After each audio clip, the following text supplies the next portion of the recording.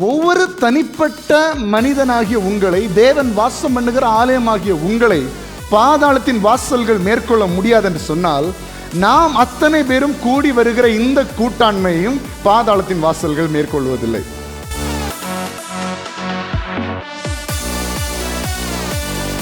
எந்த குடும்பத்தில் ஐக்கியம் இல்லையோ அந்த இடத்துல வளர்ச்சி இருக்காது. எந்த குடும்பத்தில் ஒற்றுமை இல்லையோ அங்கு நன்மைகள் உண்டாகாது. எந்த இடத்துல ஒற்றுமை இல்லையோ அந்த இடத்துல தேவன் கிரியை செய்ய முடியாது. அப்போ சபையிலும் தேவன் கிரியை செய்ய வேண்டும், வளர வேண்டும் என்றால் ஐக்கியத்திலும் ஒரு வளர்ச்சி சபையிலே உண்டாக வேண்டும்.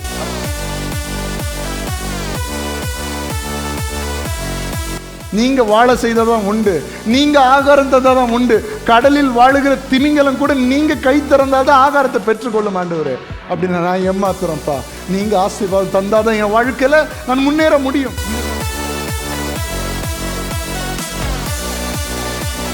மத்தேயு 16:18. மேலும் நான் உங்களுக்கு சொல்லுகிறேன், நான் உனக்கு சொல்லுகிறேன், நீ பேதுருவாயிருக்கிறாய், இந்த கல்லின் மேல் என் சபையை கட்டுவேன், பாதாளத்தின் வாசல்கள் அதை மேற்கொள்வதில்லை. எல்லாம் சொல்லுங்க, இந்த கல்லின் மேல் என் சபையை கட்டுவேன், பாதாளத்தின் வாசல்கள் அதை மேற்கொள்வதில்லை. இது ஒரு தனிப்பட்ட நபரை பார்த்து ஆண்டவர் சொல்லுகிறார், நீ ஒரு சபை. ஆமென். சபை என்று சொல்லும்போது அநேகர் கூடி வருவது ஒரு சபை. ஆனால் வேதம் சொல்லுகிறது, நீங்கள் தேவனுடைய ஆலயமாய் இருக்கிறீர்கள். அப்போ இந்த இடத்துல வந்திருக்கிற நீங்கள் அத்தனை பேரும் ஒவ்வொரும் தனிப்பட்ட ஆலயம். அந்த தனிப்பட்ட ஆலயத்தில் தேவன் வாசமாக இருக்கிறார்.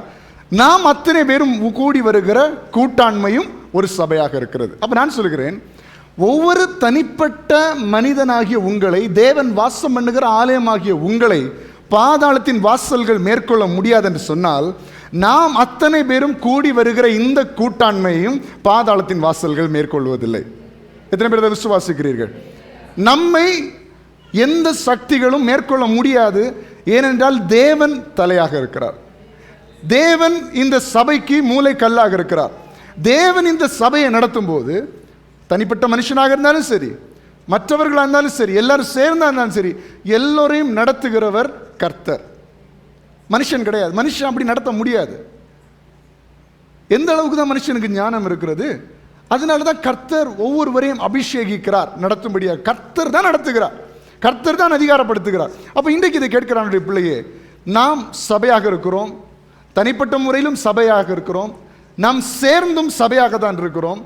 இந்த கல்லின் மேல், அதாவது இயேசுவாகிய கல்லின் மேல் நம்மை கட்டியிருக்கிறபடியினால் பாதாளத்தின் வாசல்கள் அதை மேற்கொள்வதில்லை. அப்போ இன்னைக்கு நம்ம தியானிக்க போகிற காரியம், தேவனில் கட்டப்படுகிற சபை, தேவனில் வளருகிற சபை, தேவனை அஸ்திபாரமாக கொண்டு வளருகிற சபையில் என்னென்ன வளர்ச்சிகள் காணப்பட வேண்டும் என்பதை குறித்து தான் இன்றைக்கு நம்ம தியானிக்க போகிறோம். நமக்கு எல்லாருக்கும் தெரியும், இந்த கல்லின் மேல் இந்த சபையை தேவன் கட்டி இருக்கிறார்.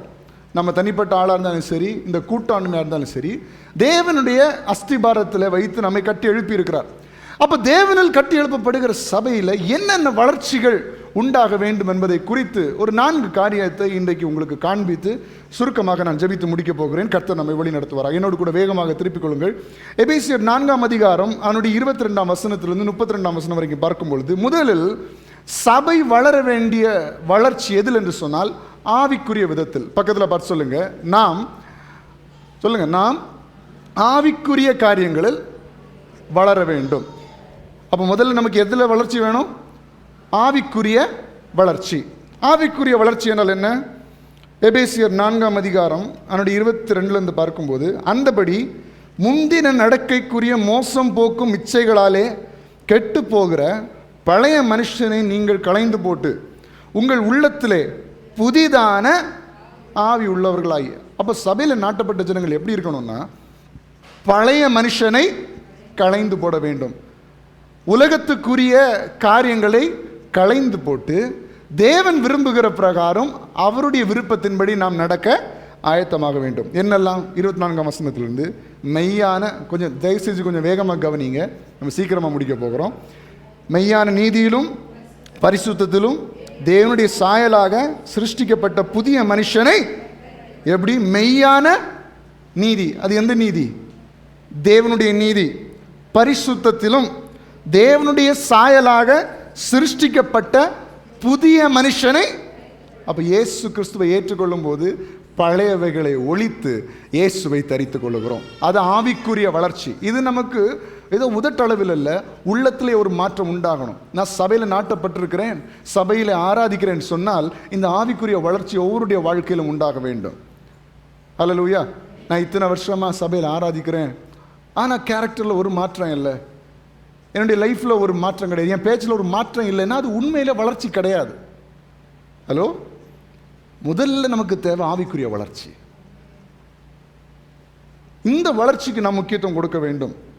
25ஆம் வசனத்தில், அன்றியும் நாம் ஒருவருக்கு ஒருவர் அவயங்களாய் இருக்கிறபடியால் பொய்யை களைந்து அவனவன் பிறனுடனே மெய்யை பேச கடவன். அப்போ ஆவிக்குரிய வளர்ச்சினா என்ன? பொய்ய களைந்து உண்மையை பேசணும். இது நம்ம ஒரு 2 மீனிங்கில் எடுக்கலாம். ஒன்று, பொய் என்றால் என்ன? இல்லாதது சொல்றது, அப்படி தானே? இல்லாதது சொல்லக்கூடாது, உண்மையை பேசி இருக்கிறத பேசி பழகணும். ஒன்று. இன்னொன்று, பொய் என்று பார்க்கும்போது உலகத்துக்குரியவைகள், மெய் என்று சொல்லும்போது தேவனுக்குரியவைகள். பொய் என்று சொல்வது என்னது? பொய்யான வாழ்க்கை, மாயான வாழ்க்கைனா என்ன? உலகத்துக்குரிய, உலகத்துக்கு ஒத்த வேஷம், பிசாசுக்கு உட்பட்ட காரியங்கள், இதெல்லாம் தான் பொய்யான வாழ்க்கை. தேவனுக்கு உட்படுத்துகிற காரியம், தேவனை பற்றிய காரியம், இதெல்லாம் சத்தியம். அப்படிதான் வசனம் சொல்லுது, சத்தியத்தை அறிவீர்கள், சத்தியம் உங்களை. அப்போ தேவனுக்கு அடுத்த காரியங்களை பேசுவது, மெய்யை பேசுவது. 2 மீனிங் இருக்கு, சரிங்களா? ஒன்று, லிட்ரலாகவே அந்த வார்த்தை பொய் பேசக்கூடாது, இல்லாததை பேசக்கூடாது, தேவையில்லாத பேசக்கூடாது, உண்மையை மட்டும் பேசணும். 2வது, உலகத்துக்குரிய காரியங்கள் அதிகம் பேசாதபடிக்கு தேவனுக்கு அடுத்த காரியங்களை நீங்கள் என்ன செய்ய வேண்டும்? பேச வேண்டும். நீங்கள் கோபம் கொண்டாலும் பாவம் செய்யாதிருங்கள், சூரியன் அஸ்தமிக்கிறதுக்கு முன்னாக உங்கள் எரிச்சல் தண்ணீர். எத்தனை பேருக்கு வாழ்க்கையில் இப்படிப்பட்ட காரியங்கள் இருக்கிறது? கரங்களை உயர்த்தி சத்தமாக மகிமையை செலுத்தும். ஹல்லேலூயா. உங்களுக்கே சிரிப்பு வருது, எனக்கும் வருது. அதாவது கோபம் வந்தாலும் நீங்கள் பாவம் செய்யக்கூடாது. ஒருத்தங்க மேலே கோபம் வரும்போது ஒரு எரிச்சல் வருது பார்த்தீங்களா? பார்த்தாலே பிடிக்கல, டேய் போ, என் கண்ணு முன்னாடி நிற்காத போ. அது எப்போ தீரணும்னா, சூரியன் கீழே போகிறதுக்கு முன்னாடி, சாயங்காலம் ஆகிறதுக்கு முன்னாடி உங்கள் கோபம் என்ன செய்யணும்? தீரணும். அந்த எரிச்சல் உங்களை விட்டு மாறணும். அப்படி மாறலைன்னா, நான் அவன் கூட பேசி 1 மாதம் ஆச்சு, நான் இவ கூட பேசி 6 மாதம் ஆச்சுன்னு சொன்னீங்கன்னா, நீங்கள் ஆவிக்குரிய விதத்தில் நம்ம 23வது சபை நாளில் 103வது சபை நாள் கொண்டாடினாலும் இந்த கேரக்டர் மாறலைன்னா நம்ம வாழ்க்கையில் ஒரு பிரயோஜனமும் இல்லை. ஹல்லேலூயா. அப்போ உங்கள் ஃபேமிலியில் முதல்ல உங்கள் ஃபேமிலியிலேருந்து ஸ்டார்ட் பண்ணுங்கள். உங்கள் அப்பா அம்மா, பிள்ளைகள், சகோதரர்கள், ஃப்ரெண்ட்ஸ், ரிலேட்டிவ்ஸ், வீட்டில் இருக்கிற வயதானவர்கள், இவங்க கூட நான் பேச மாட்டேன், அவங்கள பார்த்தாலே எனக்கு பிடிக்கல அப்படின்னு ஆவிக்குரிய வளர்ச்சி சுத்தமாக இல்லை. நீங்கள் மறுபடியும் போய் ஆண்டவர்கிட்ட ரட்சிப்பு அடைஞ்சு வந்து இந்த மாதிரி கேரக்டர்லாம் நீங்கள் கொஞ்சம் சேஞ்ச் ஆக வேண்டியது இருக்கிறது. இதுதான் ஆவிக்குரிய வளர்ச்சி.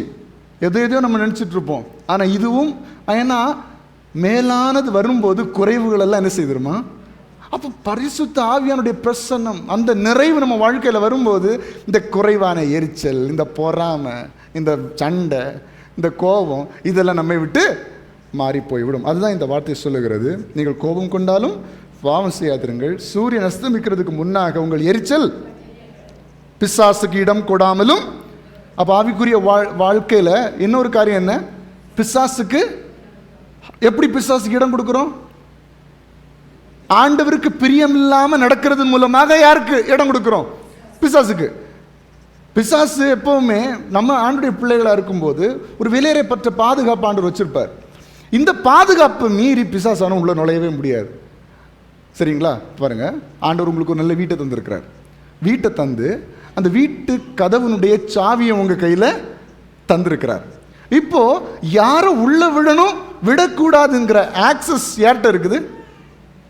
நம்மகிட்ட இருக்குது. வீட்டினுடைய ஆக்சஸ் யார்கிட்ட இருக்குது? நம்மகிட்ட இருக்குது. அப்போ வெளியே ஒருத்தன் வந்து கதவை தட்டின உடனே வாங்க உட்காருங்கன்னு சொல்லி கூட்டிட்டு வருவீங்களா? என்ன செய்வீங்க? முதல்ல அந்த இப்போ அந்த கதவுலெல்லாம் ஏதோ இருக்குது பார்க்குறதுக்கு, இப்போ மேக்ஸிமம் வீட்டில் எல்லாருமே கேமராஸ் வச்சுருப்பாங்க, டக்குன்னு டிவியை பார்ப்பாங்க, எவன் ஏதோ உருவம் மாதிரி இருக்குன்னு சொன்னால் விட்டுருவீங்க. ஆனால் நல்ல சிலர்லாம் அந்த சாவி போடுற துவாரம் வழியாகவே என்ன செஞ்சுருவாங்க, பார்த்துருவோம், கண் அவ்வளோ ஷார்ப்பு. மற்றபடி சொல்லுவாங்க எனக்கு கண்ணு தெரிய மாட்டேங்குது, ஆனால் இதெல்லாம் கரெக்டாக தெரியும். அந்த சாவி போடுற அந்த ஹோல் வழியாகவே பார்த்து யார் முதல்ல நம்ம யாருன்னு பார்க்குறோம், பார்த்து வீட்டுக்குள்ளே விடுவதற்கு தகுதியான ஆளாக இருந்தால் கதவை திறப்பீங்க, இல்லைன்னா திறக்க மாட்டீங்க. அப்போ உங்கள் வாழ்க்கையில் பிசாசு உள்ள நுழையாதபடிக்கு நீங்கள் ரட்சிக்கப்பட்டவர்கள், நீங்கள் கர்த்தருடைய பிள்ளைகள், ஆண்டவர் உள்ள விட மாட்டார். அந்த சாவியை உங்கள் கையில் தந்திருக்கிறார். இப்போ எப்போ நீங்கள் டோரை ஓப்பன் பண்ணுறீங்கன்னா, கர்த்தருக்கு பிரியமில்லாத ஒரு காரியத்தை உங்கள் வாழ்க்கையில் கொண்டு வரும்போது, கர்த்தருக்கு பிரியமில்லாத ஒரு வாழ்க்கை உங்கள் வாழ்க்கையில் கொண்டு வரும்போது, பாவம் செய்ய நீங்கள் துணியும் போது நீங்கள் என்ன செய்றீங்க, கதவை திறக்கிறீர்கள், பிசாசை வெல்கம் பண்ணுறீங்கன்னு அர்த்தம். கரெக்ட் தானே? ஏன்னா நீங்கள் தான் அதுக்கு வழி கொடுக்குறோம். அப்போது நாம் அவனுக்கு வழி திறந்து கொடுக்கும்போது அவன் உள்ள வந்து ஆளுகை செய்கிறவனாக இருக்கிறான். அதனால தான் நம்ம ரொம்ப ஜாக்கிரதையாக இருக்கணும். நம்ம சரீரத்தின் மூலமாக பாவங்கள் செய்யும்போது பிசாசுக்கு ஆக்சஸ் எங்கே வரும், சரீரத்தில் வரும். நமக்கு சிந்தனையின் மூலமாக பாவம் செய்யும்போது பிசாசுக்கு ஆக்சஸ் எங்கே வரும், ஹலோ, சிந்தனையில் வரும். எதை வச்சு, உங்கள் பணத்தை வச்சு நீங்கள் பாவம் செஞ்சீங்கன்னா அந்த பணத்தில் பிசாசுக்கு அதிகாரம் உண்டாகிறது. உங்களுடைய வாகனத்தை வச்சு நீங்கள் பாவம் செய்வீங்க, அந்த வாகனத்தில் பிசாசுக்கு நீங்கள் இடம் கொடுக்குறீங்க. உங்களுடைய குடும்பத்தை வச்சு நீங்கள் பாவம் செய்றீங்க, ஆண்டவருக்கு பிரியமில்லாத காரியங்களை செய்கிறீங்கன்னா அந்த குடும்பத்தில் பிசாசுக்கு ஆக்சஸ் கொடுக்குறீங்கன்னு அர்த்தம். என்னென்ன தீமைகளை, என்னென்ன விருப்பமில்லாத காரியங்களை எங்கெங்க செய்றீங்களோ அங்கங்கெல்லாம் யாருக்கு வழி திறந்து விடுறீங்க, பிசாசுக்கு.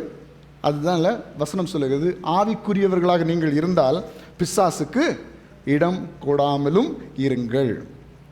திருடுகிறவன் இனி திருடாமல் குறைச்சல் உள்ளவனுக்கு கொடுக்கத்தக்கதாக தனக்கு உண்டாயிருக்கும்படி தன் கைகளினால் நலமான வேலை செய்து பிரயாசப்படுங்கள். இதான் ஆவிக்குரிய வளர்ச்சி.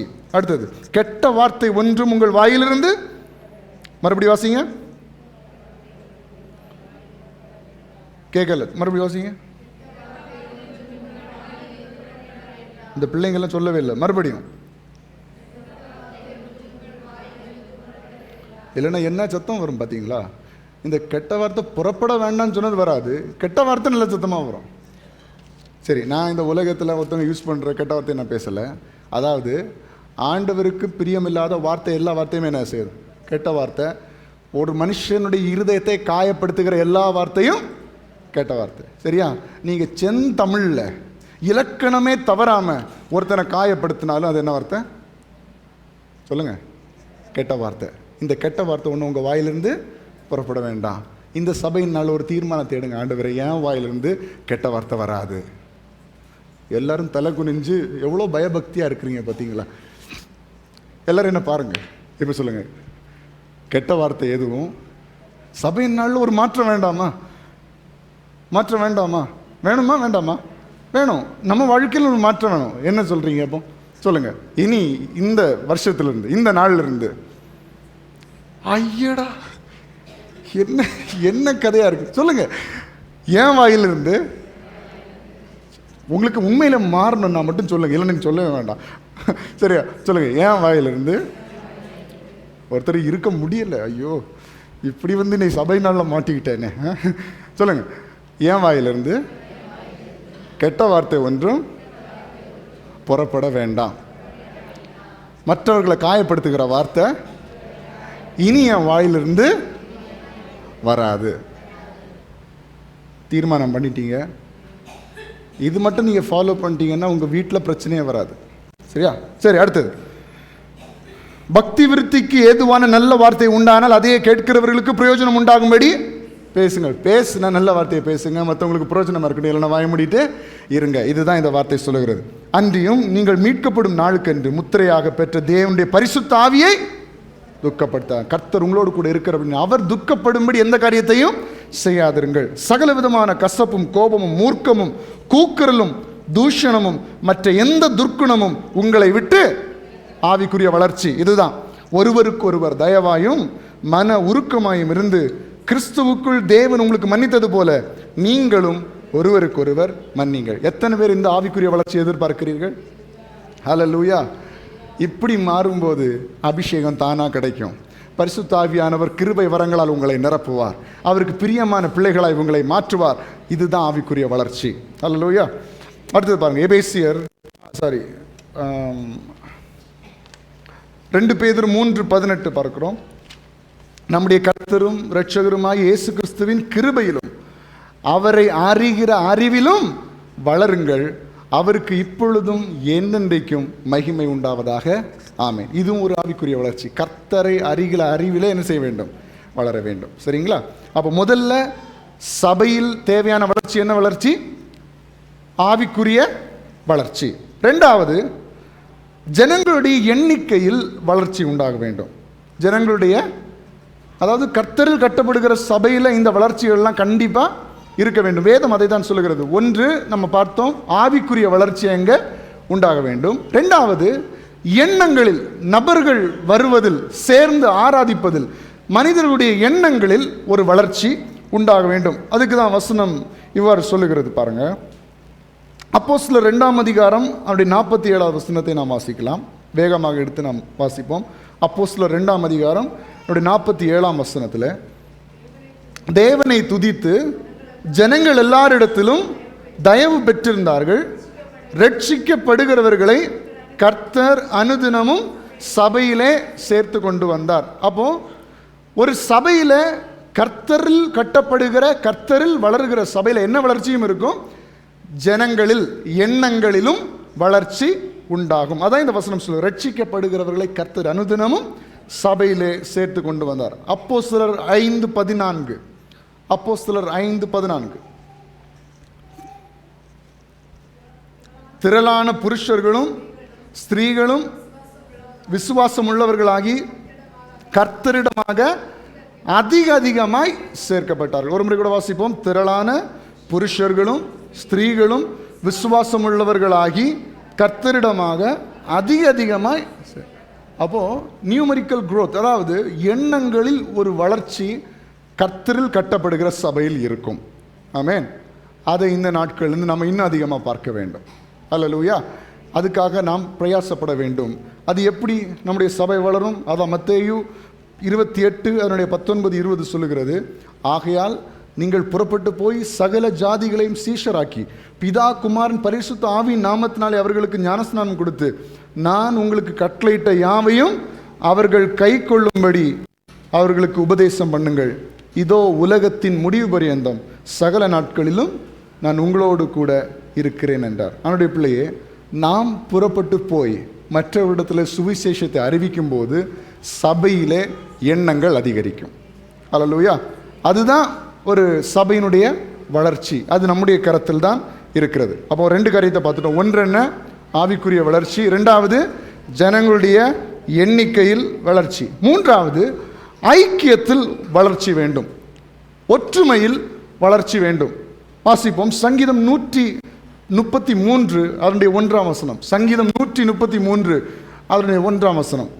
இதோ சகோதரர் ஒருமித்து வாசம் பண்ணுகிறது, எத்தனை நன்மையும் எத்தனை இன்பமா. அப்போ சபையில் எதில் வளர்கிறோமோ இல்லையோ இந்த ஐக்கியத்தில் நாம் வளர வேண்டும். சபையில் ஒரு ஒருமனம் இருக்க வேண்டும். எல்லா ஜனங்கள் மத்தியிலும், ஊழியக்காரர்கள் மத்தியிலும், சபை விசுவாசிகள் மத்தியில் ஒரு ஐக்கியம், ஒரு ஒற்றுமை அங்கே உண்டாக வேண்டும். அதை தான் கர்த்தர் விரும்புகிறார். அப்போ தான் அந்த இடத்துல சந்தோஷம் உண்டாகும். நீங்கள் ஐக்கியமாக கூடலைன்னா அந்த இடத்துல சந்தோஷம் உண்டாகாது. ஒற்றுமை இல்லாத இடத்துல ஒரு மனமகிழ்ச்சி உண்டாகாது, சந்தோஷம் உண்டாகாது. அப்போ சபையில் கர்த்தருடைய சந்தோஷம் வெளிப்பட வேண்டும் என்றால், கர்த்தர் கொடுக்கிற மனமகிழ்ச்சி உண்டாக வேண்டும் என்று சொன்னால் நாம் ஒருவருக்கொருவர் ஐக்கியமாக இருக்க வேண்டும். அல்லேலூயா. நாம் எல்லாரும் அப்படி இருக்கிறோம் என்று நான் விசுவாசிக்கிறேன். நீங்களும் உங்களுக்குள்ளாக ஐக்கியமாக இருக்கிறீர்கள் என்று நான் விசுவாசிக்கிறேன். இது சபைக்கு மாத்திரமல்ல, ஒவ்வொருடைய குடும்பங்களுக்கும் இது பொருந்தும். எந்த குடும்பத்தில் ஐக்கியம் இல்லையோ அந்த இடத்துல வளர்ச்சி இருக்காது. எந்த குடும்பத்தில் ஒற்றுமை இல்லையோ அங்கே நன்மைகள் உண்டாகாது. எந்த இடத்துல ஒற்றுமை இல்லையோ அந்த இடத்துல தேவன் கிரியை செய்ய முடியாது. அப்போ சபையிலும் தேவன் கிரியை செய்ய வேண்டும், வளர வேண்டும் என்றால் ஐக்கியத்திலும் ஒரு வளர்ச்சி சபையிலே உண்டாக வேண்டும். அதான் வசனம் தெளிவாக சொல்லு, சகோதரர் ஒருமித்து வாசம் பண்ணுவது எத்தனை நன்மையும் எத்தனை இன்பவுமானது. எபேசியர் 4:3 இப்படி சொல்லுகிறது, சமாதான கட்டினால் ஆவியின் ஒருமையை காத்து கொள்வதற்கு ஜாக்கிரதையா இருங்கள். எப்படி? சமாதான கட்டினால் ஆவியின் ஒருமையை காத்துக்கொள்வதற்கு ஜாக்கிரதையா இருங்கள். சில பேர் சொல்லுவாங்க பாருங்க, அவங்க கூட எனக்கு ஆவி ஒத்து போகலை அப்படின்னு சொல்லுவாங்க. கேட்டிருக்கீங்களா? ஆவி, அப்போ இந்த ஆவி ஒத்து போகாத காரணம் என்ன தெரியுமா? சமாதானம் என்கிற ஒரு பாண்ட் அங்க இல்லை. ஹல்லேலூயா. அவங்களுக்கு ஏன் ஆவி ஒத்து போகலைன்னு சொல்றாங்க? அவங்க செய்கிறது ஏதோ பிடிக்கல, அவங்க செய்கிறத இவங்களால பொறுத்துக்கொள்ள முடியல. அதுதான் ஆவி ஒத்து போகலை, என்னால் செய்ய முடியல, பண்ண முடியல அப்படிங்கிறது. ஆண்டுடைய பிள்ளைகளே, ஆண்டுடைய வசனம் சொல்லுகிறது சமாதான கட்டினால், அதாவது த பாண்ட் ஆஃப் பீஸ், ஒரு கட்டு. அப்படியே எது எது கட்டா இருக்கிறது? சமாதானம். அப்போ சமாதானத்தோடு நீங்கள் இருக்கும்போது எல்லாருடைய ஆவியும் ஒத்து போகும். அங்கே ஒத்து போகாதுன்னு ஒன்றுமே சொல்ல முடியாது. யாருக்கு ஒத்து போகலையோ அங்கே என்ன இல்லை? சமாதான கட்டு இல்லை. தேவன் இருக்கிற இடத்துல சமாதானம் இருக்கும், சமாதானம் இருக்கிற இடத்துல ஐக்கியம் உண்டாகும். அல்லேலூயா. அப்போ வசனம் சொல்லுகிறது சமாதான கட்டினால் ஆவியின் ஒருமையை காத்து கொள்வதற்கு ஜாக்கிரதையாய் இருங்கள். 1 கொரிந்தியர் 1ஆம் அதிகாரம் அவனுடைய 9-10 ஆகிய வசனங்கள். 1 கொரிந்தியர் 1ஆம் அதிகாரம் 9-10 ஆகிய வசனங்கள். தம்முடைய குமாரனும் நம்முடைய கர்த்தருமாய் இருக்கிற இயேசு கிறிஸ்துவுடனே ஐக்கியமாய் இருப்பதற்கு உங்களை அழைத்த தேவன் உண்மை உள்ளவர். சகோதரரே, எல்லாரும் சேர்ந்து வசிங்க. சகோதரரே, நீங்கள் எல்லாரும் ஒரே காரியத்தை பேசவும் பிரிவினைகள் இல்லாமல் ஏக மனதும் ஏக யோசனையும் உள்ளவர்களாய் சீர்பொருந்தி இருக்க வேண்டும் என்று நம்முடைய கர்த்தராகிய இயேசு கிறிஸ்துவின் நாமத்தினாலே உங்களுக்கு புத்தி சொல்லுகிறேன். என்ன புத்தி சொல்லுகிறாரு? நீங்கள் ஒரே காரியத்தை பேசவும் பிரிவினை இல்லாமல் இருப்பதுக்கும் ஒரே மனதும் ஒரே யோசனையும் உள்ளவர்களாய் சீர்பொருந்தி இருக்க வேண்டும் என்று உங்களுக்கு புத்தி சொல்லுகிறேன்னு சொல்கிறார். அப்போ சபை என்று வாயளவில் சொல்லுகிறதல்ல, அது எல்லாவற்றிலும் அது தெரிய வேண்டும். சபை என்றாலே ஒற்றுமைக்கு அடையாளம். ஒற்றுமைக்கு அடையாளம். அசம்பிளி அப்படின்னு சொல்றாங்க. அப்படின்னா என்ன அர்த்தம்? எல்லாரும் ஒரே இடத்துல அசம்பிள் ஆங்க அப்படின்னு சொல்றாங்கன்னு அர்த்தம். எல்லாரும் சேர்ந்து பாருங்கள், ஒரே காரியத்தை நாம் செய்வோம். ஒரே காரியத்தை நம்ம ஸ்கூலில் படிக்கும்போது இந்த அசம்பிளி டெய்லி காலையில் இருக்கும். அப்படி தானே? கரெக்டா? முன்னாடியெல்லாம் எல்லாரும் கிரவுண்டில் என்ன செய்யணும்? நான் படிக்கும்போது ஸ்கூலில் சின்ன வயசில் படிக்கும்போது சுற்றி பில்டிங் இருக்கும், நடுவில் ஒரு பெரிய கிரவுண்ட் மாதிரி இருக்கும். காலையில் கரெக்டாக மறந்துட்டேன், 9:15 9:20 எல்லாரும் கரெக்டாக அங்கே என்ன செய்யணும்? அசம்பிள் ஆகணும். எல்லாம் கரெக்டாக 1 டிஸ்டன்ஸில் நிற்கணும். போக போக என்னாச்சுன்னா இவங்களுக்கு கிளாஸ் போகிற டைம் ஜாஸ்தி ஆகிறதுனால எல்லோரும் கிளாஸில் எளிமையில் இல்லைங்க, அங்கே உங்களுக்கு ஸ்பீக்கர் வச்சு அசம்பிளி நடத்தி முடிச்சிடலாம் அப்படின்லாம் நிறைய வந்துட்டு. ஆனால் முன்னாடிலாம் அப்படி இல்லை, எல்லோரும் வரணும். எல்லோரும் எல்லோரும் ஒரே யூனிஃபார்மில். சில வேளைலாம் நமக்கு புதன்கிழமை ஒயிட் யூனிஃபார்ம்னா நம்ம வேறு யூனிஃபார்ம் போட்டுட்டு போயிடும். அங்கே எல்லாரும் ஒயிட் போட்டு வந்திருப்பாங்க, நான் மட்டும் லூஸ் மாதிரி வேறு ஏதாவது போட்டுட்டு எந்த நாளுன்னு யோசிக்கிறது கிடையாது, புக்கேன்னு திறக்கிறது கிடையாது. அப்படிலாம் தயவு செஞ்சு யாரும் இருக்காதீங்க, சரியா? கரெக்டாக முதல்ல இன்றைக்கி என்ன கிழமைன்னு தயவு செஞ்சு, இதெல்லாம் பேசிக்குங்க. இன்றைக்கி திங்கக்கிழமையா, இன்றைக்கி வெள்ளிக்கிழமையா, அப்படிலாம் யோசிக்கூடாது. இன்றைக்கி என்ன கிழமைன்னாது நமக்கு முதல்ல தெரியணும், என்னென்ன செய்யணுங்கிறது தெரியணும். அப்போ எது காண்பிக்கிறது? எல்லோரும் சமம், எல்லோரும் ஒரே கலரில் யூனிஃபார்ம், ஒரே மாதிரி ஷூ. வேறு மாதிரி ஷூ போட்டு போனாலே அங்கே நீ என்ன இந்த ஷூ போட்டு வந்திருக்கப்போ நாளைக்கு இதே மாதிரி எல்லாம் ஸ்கூல் ஷூ போட்டு வரணும். எல்லாம் எதை காண்பிக்கிறது? ஒரே மாதிரி, ஒரே அதுக்கு தான் அந்த யூனிஃபார்ம்ங்கிறத வச்சுருக்காங்க. ஏற்றத்தாழ்வு, எல்லா பிள்ளைகளுக்கும் நல்ல வஸ்திரங்கள் இருக்காது, கரெக்டாக? சில பிள்ளைகள் ஒவ்வொரு நாளும் ஒவ்வொரு கலரில் யூனிஃபார்ம் போட்டு ட்ரெஸ் பண்ணிட்டு வர்றதுக்கு பண வசதிகள் இருக்கும், பயங்கரம். ஆனால் சில பிள்ளைகளுக்கு மொத்தமே ஒரு ட்ரெஸ் 2 ட்ரெஸ் தான் நல்ல ட்ரெஸ்ஸு இருக்கும். அப்போ அவங்களுக்கெல்லாம் யூனிஃபார்ம் ரொம்ப பிரயோஜனமாக இருக்கும். ஏன்னா அவங்க கஷ்டத்தை வெளியே காட்ட வேண்டாம் அப்படின்னு சொல்லிட்டு. அப்போ இந்த யூனிஃபார்ம், அசம்பிளி, இதெல்லாம் எதை காண்பிக்கிறதுனா ஒற்றுமையை காண்பிக்கிறது, ஐக்கியத்தை காண்பிக்கிறது. அப்போ சபையில் நம்ம பலதரப்பட்ட காரியங்களில் வர்றோம். நம்ம இங்கே சபையில் யூனிஃபார்ம் போடுறதில்ல, யாரும் ஐடி கார்டு போடுறதில்ல, ஒரே மனதோட. ஆனால் நம்ம வெளிப்புறமாக நம்முடைய யூனிஃபார்மிட்டியை காட்டுறோமோ இல்லையோ, நம்முடைய ஒற்றுமையை காட்டுறோமோ இல்லையோ, கிறிஸ்துவுக்குள் நம்முடைய இருதயத்தில் அதை வெளிப்படுத்த வேண்டும். சிலருக்கு நிறைய பேர் யூனிஃபார்ம் போட்டிருப்பாங்க, ஆனால் வாயிலிருந்து வர வார்த்தை எல்லாம் பெருமையின் வார்த்தைகளாக இருக்கும். நான் அப்படி தெரியுமா, எங்கள் அப்பா அப்படி தெரியுமா, இப்படி. நம்ம என்ன போட்டிருந்தாலும் சரி, நம்ம வாயிலிருந்து புறப்படுகிற வார்த்தை எல்லாவற்றையும் கர்த்தர் கொடுத்தார், எல்லாம் கர்த்தர் தந்தது. மேன்மை பாராட்டுறது என்னிடத்துல ஒன்றும் இல்லை. அந்த ஒரு ஒற்றுமை, அந்த ஐக்கியம் நம்முடைய வாழ்க்கையில் வெளிப்பட வேண்டும். அதை தான் கர்த்தர் விரும்புகிறார். ஒரே சிந்தை உள்ளவர்களாய், ஒரே மனதுள்ளவர்களாய், ஒரே காரியங்களை யோசிக்கிறவர்களாய் இந்த சபையின் ஜனங்கள் மாற்றப்பட வேண்டும். அப்படிதான் இருக்கிறோம், இன்னும் அதை நாம் தொடர வேண்டும். அதுதான் ரொம்ப முக்கியம். ஹல்லேலூயா. அப்போ 3 காரியத்தை பார்த்துட்டோம். 1 ஆவிக்குரிய வளர்ச்சி, 2 ஜனங்களின் எண்ணிக்கையில் வளர்ச்சி, 3 ஒற்றுமையில் ஐக்கியத்தில் வளர்ச்சி, 4வது ஆண்டவரை சார்ந்திருப்பதில் வளர்ச்சி. எல்லாம் சொல்லுங்க, ஆண்டவரை சார்ந்திருப்பதில் வளர்ச்சி. நம்ம எப்பவுமே நம்மளை சார்ந்து வாழக்கூடாது, ஆண்டவரை சார்ந்து தான் வாழ வேண்டும். அவரை டிபெண்ட் பண்ணி தான் வாழணும். நம்ம நிறைய நேரங்களில் என்னால் முடியும், எனக்கு தன்னம்பிக்கை இருக்குது, எனக்கு நல்ல திறமை இருக்குது, நான் கான்ஃபிடெண்ட்டாக இருக்கேன், ஓகே நல்லதான். ஆனால் அதை விட அது கொஞ்ச நேரத்தில் நிலை கொலைஞ்சிரும். ஆனால் நான் ஆண்டவரை சார்ந்து நிற்கிறேன்னு சொல்லும்போது அது வேற. அப்படிப்பட்டவர்களை நாம் மாற வேண்டும். நம்ம சபையில் ஆண்டவருக்காக ஊழியம் செய்கிறோம் என்று சொன்னால் நம்முடைய சாமர்த்தியத்தில் கர்த்தரை சார்ந்து, அவரை நம்பி நான் இன்னைக்கு சாட்சியை சொல்ல முடியும். ஆண்டோடைய பிள்ளையே, இந்த இடத்துல நான் நிற்கிறேன் என்று சொன்னாலே கர்த்தருடைய கிருபை. என்னுடைய பலன் ஒன்றுமே கிடையாது. நிச்சயமாக சொல்வேன். எவ்வளவு கஷ்டங்கள், எவ்வளவு நெருக்கங்கள், எவ்வளவு சரீரப்பிரகாரமான வேதனைகள் எல்லாம் இருந்த நேரத்திலும் இன்றைக்கு நான் உங்கள் மத்தியில் இப்படி நிற்கிறேன்னு சொன்னால் கர்த்தர், அவருடைய கிருபை, அவருடைய பலன். அவருடைய பலன் இல்லைன்னா நான் கொஞ்ச நேரம் கூட என்னால் நிற்க முடியாது. அப்போ இதுதான் நம்ம அத்தனை பேருக்கும் பொருந்தும். நமக்கு என்ன இருந்தாலும் சரி, என்னதான் ஆட்கள் இருந்தாலும் சரி, என்னதான் அந்தஸ்து உயர்வுகள் இருந்தாலும் சரி, நம்ம நிற்கிறோம் என்று சொன்னாலே கர்த்தர் நம்ம வாழ்க்கையில் பாராட்டின மிகப்பெரிய கிருபை. சங்கீதம் 127:1 இப்படி சொல்லுகிறது. வாசிங்கள். சங்கீதம் 127:1 கர்த்தர் வீட்டை கட்டாராகில் அதை கட்டுகிறவர்களின் பிரயாசம். அப்போ ஆண்டவர் நம்மளை கட்டி எழுப்பலைன்னா, ஆண்டவர் இந்த சபையை கட்டி எழுப்பலைன்னா யாரும் கட்டி எழுப்ப முடியாது. ஹல்லேலூயா. அப்போ யாரை சார்ந்து நம்ம வாழணும்? மனுஷனை சார்ந்து அல்ல, தேவனை சார்ந்து வாழ வேண்டும். வேலைக்காரனுடைய கண்கள் எஜமானுடைய கரத்தை நோக்கி இருக்கிறது போல, வேலைக்காரருடைய கண்கள் எஜமானுடைய கரத்தை நோக்கி இருக்கிறது போல நம்முடைய கண்கள் எஜமானாகிய கர்த்தரை நோக்கி இருக்கிறது. அவரை நோக்கி பார்க்கும்போது நம்ம பிழைத்துக் கொள்ளுகிறோம். கர்த்தர் இதை கட்டி எழுப்பலன்னா மனுஷன் கட்டி எழுப்ப முடியாது. அவனுடைய முயற்சி வீணா இருக்கும்.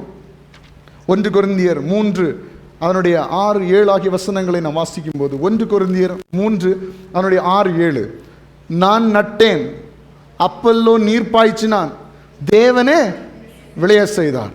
அப்படி இருக்க நடுகிறவனாலும் ஒன்றுமில்லை, நீர் பாய்ச்சுகிறவனாலும் ஒன்றுமில்லை, விளைய செய்கிற தேவனாலே எல்லாம் ஆகும். எல்லாரும் கரங்களை தட்டி அந்த நல்ல தேவன் கண்டிகளை செலுத்துவோம். நம்ம செய்யலாம், முயற்சி எடுக்கலாம், பிரயாசப்படலாம், ஆனால் விளைய செய்கிறவர் கர்த்தர். நீங்கள் ஒரு காயினுடைய இல்லை ஒரு செடியினுடைய விதையை நீங்கள் வாங்கிடலாம். உங்கள்கிட்ட நல்ல நிலம் இருக்கலாம், அதை நீங்கள் உழுது அதில் போடலாம், அந்த விதையை நீங்கள் தண்ணி ஊற்றலாம். ஆனால் அந்த விதை முளைத்து வருவதற்கும் உங்களுடைய அறிவுக்கும் எந்த சம்பந்தமும் இல்லை. அதை செய்கிறவர் யார்? கர்த்தர். அப்போ ஆண்டவருடைய பிள்ளையே, நம்ம யாரை சார்ந்து வாழணும்? ஆண்டவரை அதையே ஒரு லைஃப் ஸ்டைலை நம்ம மாற்றிக்கொள்ள வேண்டும். ஏதோ பிரச்சனைகள் வரும்போது, கஷ்டங்கள் வரும்போது ஆண்டவரை நீங்க தான் உண்டு என்று சொல்லுகிறது இல்லை. நம்முடைய லைஃப் ஸ்டைல் அப்படிதான். அப்பா நீங்க எழுப்பி விட்டாதான் உண்டு, காலையில் நீங்க வாழ செய்ததான் உண்டு, நீங்க ஆகாரம் தந்தாதான் உண்டு.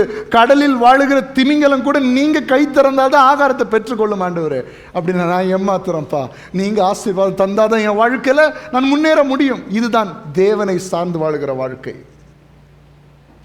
அப்போஸ்தலர் 2 அவருடைய 42 47 வரை உள்ள வசனங்களை வாசிக்கும் போது வசனம் சொல்லுகிறது, அவர்கள் அப்போஸ்தலருடைய உபதேசத்திலும் அந்யோன்யத்திலும் அப்பம் பிட்குதலிலும் ஜெபம் பண்ணுதலிலும் உறுதியாய் தருது. இதெல்லாம் தேவனை சார்ந்து வாழுகிற வாழ்க்கை. அதான் நான் சொல்லுகிறேன். ஜெபம் என்று சொன்னால் என்ன? தேவனை அவர் தான், அவரிடத்துல தான் நான் பேசணும், அவரிடத்துல நேரம் செலவிக்கணும். தேவனை சார்ந்து வாழுகிற வாழ்க்கை. எல்லோருக்கும் பயம் உண்டாயிட்டு அப்போஸ்தலராலே அநேக அற்புதங்களும் அடையாளங்களும் செய்யப்பட்டது. விசுவாசிகள் எல்லாரும் ஒருமித்து சகலத்தையும் பொதுவாய் வைத்து அனுபவித்தார்கள். காணி ஆட்சிகளையும் ஆஸ்திகளையும் விற்று ஒவ்வொருவனுக்கும் தேவையானதற்கு தக்கதாக அவைகள் எல்லாருக்கும் பகிர்ந்து கொடுத்தார்கள். அவர்கள் ஒருமனப்பட்டவர்களாய் தேவாலயத்திலே அனுதினமும் தரித்திருந்து வீடுகள் தோறும் அப்பம் பிட்டு மகிழ்ச்சியோடும் கபடமில்லாத இருதயத்தோடும் போஜனம் பண்ணி தேவனை துதித்து ஜனங்கள் எல்லாரிடத்திலும் தயவு பெற்றிருந்தார்கள். ரட்சிக்கப்படுகிறவர்களை கர்த்தர் அனுதினமும்.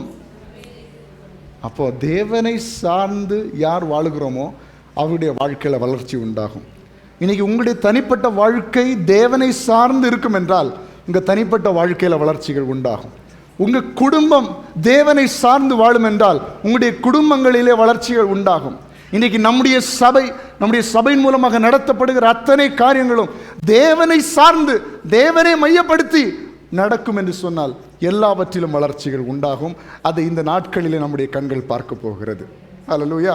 அப்போ 4 காரியங்களை பார்த்துருக்கிறோம். இதோடு நம்ம ஜெபித்து நிறைவு செய்ய போகிறோம். 1, ஆண்டவரில் கட்டப்படுகிற சபை ஆவிக்குரிய காரியங்களில் வளர வேண்டும். 2, ஜனங்களுடைய எண்ணிக்கையில் வளர வேண்டும். 3, ஒற்றுமையிலும் ஐக்கியத்திலும் வளர வேண்டும்.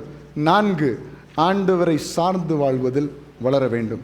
இப்படி நீங்களும் நானும் வாழும்போது, இப்படி இந்த சபை மாறும்போது நம்மை கொண்டு தேவன் பெரிய காரியங்களை செய்வார். எண்ணி பார்க்க முடியாத பெரிய காரியங்களை செய்வார். விவரிக்க முடியாத அதிசயங்களை செய்வார். இத்தனை ஆண்டுகள் நாம் அனுபவித்த நன்மைகளை விட, இத்தனை ஆண்டுகள் தேவனை பற்றி அறிந்த அறிவை விட, இனி வருகிற நாட்களில் நாம் இப்படிப்பட்டவர்களாக இருக்கும்போது தேவன் பெரிய காரியங்களை, விவரிக்க முடியாத பெரிய காரியங்களை நம்முடைய வாழ்க்கையில் செய்து முடிப்பார்.